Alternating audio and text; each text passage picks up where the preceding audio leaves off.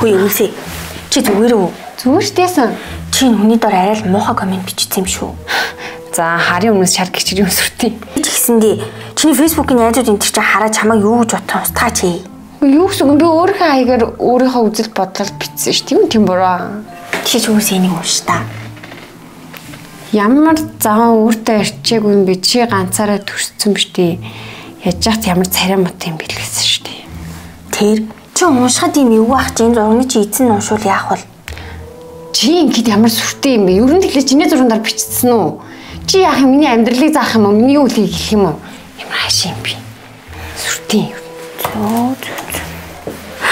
Йоо ямар муухай юм бэ? Гэтэ өнөх хүн энийхээ юу тоолж байгааг мэдэхгүй гэж ингэж хэлж болохгүй үстэй. За яах вэ? Бити тоо ямар л олигтой хүний зурган дээр тэгээл комент хичээл байж байгаа вэ? Үгүй энэ чи миний багын травмаг сэдрэж байгаа байхгүй юу? За. За чи намайг зүгээр 50 орчихоо.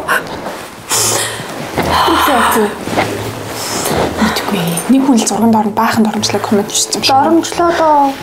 Хөөе муухай юм баасан дэлэрээ. Чи өөр миний зурган дээр тийм муухай комент бичүүлсэн үү? Би юу гэж тийм хийж идэв. Наад ямар ашигтай юм. Чи дээр нь сүрхий юм яриад гэсэн бодол чи их бичүүлээ зугаасаа. Хөөе би тэр чинь чам цай санаад устгах шиг гэж хэлсэн юм. Тэгээд чи өөрөө хүмүүсийн зурган доор янз бүрийн бичгээрээ тоодгүй юм билээ. Өөр дээр нь тулаад ирсэн чи яасан эмзэг юм. Харин ч чам том хичээл болсон юм шүү.